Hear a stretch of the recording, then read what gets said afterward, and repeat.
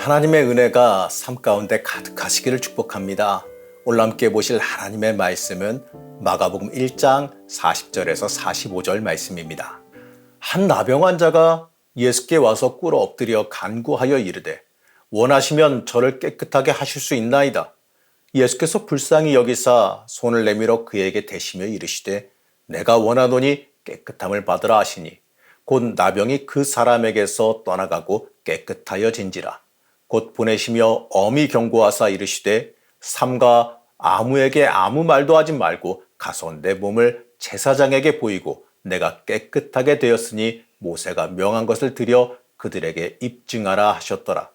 그러나 그 사람이 나가서 이 일을 많이 전파하여 널리 퍼지게 하니 그러므로 예수께서 다시는 드러나게 동네에 들어가지 못하시고 오직 바깥 한적한 곳에 계셨으나 사방에서 사람들이 그에게로 나아오더라. 엔게디 말씀 묵상과 함께 하시는 성도님들을 축복합니다. 여러분, 불가능하다고 여겨지는 것이 이루어지면 우리는 그것을 기적이라고 부르죠.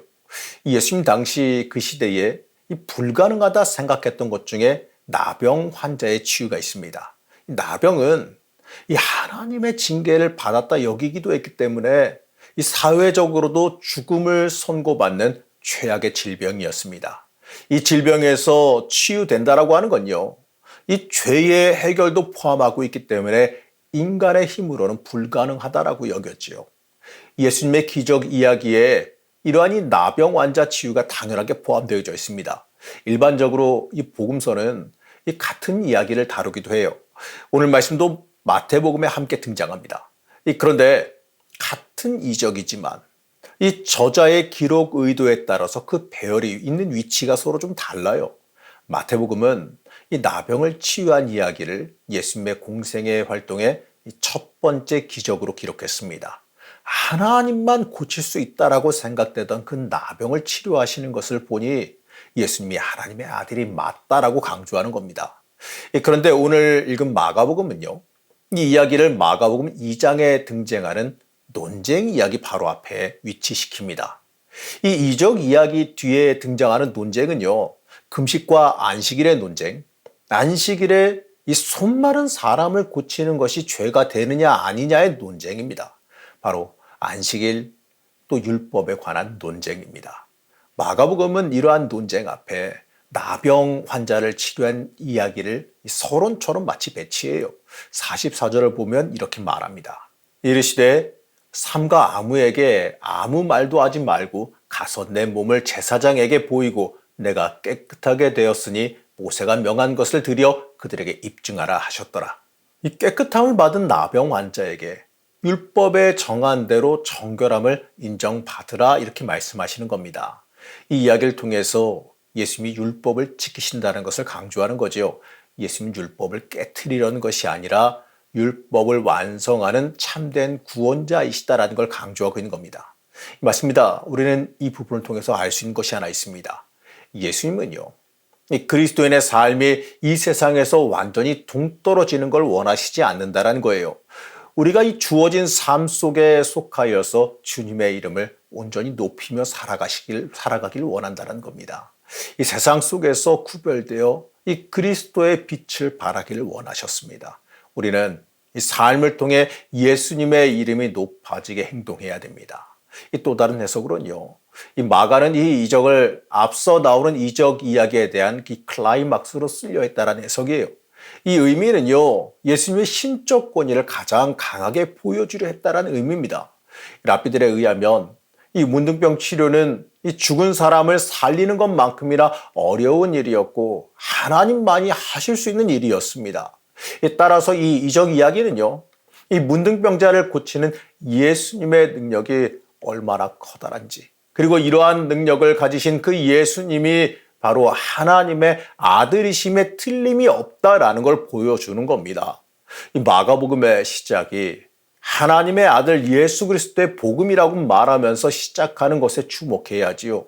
마가복음은 바로 예수님께서 하나님의 아들이시고 구원자가 되신다라는 사실을 강하게 강조합니다. 더구나 율법은 나병 환자에 대해서는 아무것도 할 수가 없었어요. 그저 할 수 있는 일이라고는 그 사람을 좀 격리해서 이 다른 사람들과 분리해서 이 보호하는 것, 전염되지 않게 보호하는 것, 그런 것밖에 없었어요. 그런데 여기서 예수님은 율법이 할 수 없는 일을 하시지 않습니까?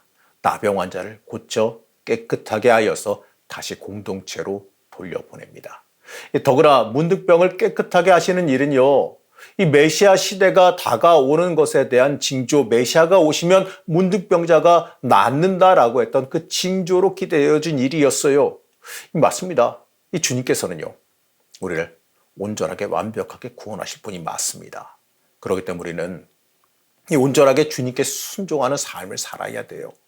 또한 중요한 건요, 예수님께서 문둥병자를 말로만 고치신 것이 아니라 직접 손으로 만지셨다는 거예요. 당시의 유대인들에게 있어서 이 문둥병은 단순한 질병이 아니었습니다. 바로 하나님의 심판으로 생각되어지는 병이었어요. 그래서 이 종교적인 의미에서 이 부정한 병으로 생각되어서 접촉이 금지된 병이기도 했습니다. 그런데 예수님께서는 손을 내밀어서 문둥병자의 손을 만지셨어요. 그렇게 함으로 스스로 부정의 짐을 자신이 짊어지신 겁니다. 이 45절에서 이 동네에 들어가지 못하시고 한동안 한적한 곳에 계신 이유도 아마도 이 정결의 기간을 지내기 위함이었던 것 같습니다. 예수님께서는요, 이처럼 우리 때문에 이 고통의 짐을 기꺼이 짊어지심으로 인해서 고통으로부터 우리를 해방시켜 주시는 분이셨습니다. 바로 우리의 죄악을 짊어지신 거지요. 이 부정에서 이 만지기도 꺼려하던 그 문둥병자를 직접 만지시고 고치셨어요. 이 부정한 우리도 우리 주님의 손길이 닿으면 구원함을 얻을 수 있음을 우리가 이걸 보며 고백할 수 있어야 됩니다. 마지막으로 그 고침을 받은 사람들이 나가서 모든 이야기를 전파했다, 이 말에 주목해야 돼요. 여러분, 베드로의 장모가 일어난 후에 예수님을 섬겼습니다.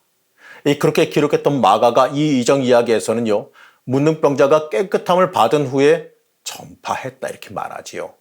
이 문둥병자가 고침을 받은 후에는 설교자 또는 전파자가 되어졌습니다. 마가는 이번 이야기에서도 말씀을 읽는 사람들이 예수님을 통해서 도움 혹은 구원을 받은 사람들이 해야 할 일이 어떤 것인지를 가르치려고 한 겁니다. 은혜 받은 사람은 바로 그 은혜를 전해야 한다는 걸 말하는 것이지요. 사랑하는 성도 여러분, 우리는 죄인입니다. 우리는 너무나도 잘 알고 있다시피 죄인이에요. 하지만 우리는요, 예수 그리스도를 통해 구원받았습니다.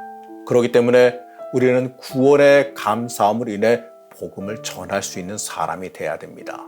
우리는 놀라운 기적을 체험하진 않았습니까? 내가 바로 예수 믿고 구원받은 게 이 놀라운 기적의 체험 아닐까요? 그러면 가서 전해야 되지 않을까요? 하나님께서는 우리가 가서 전하기를 원하십니다.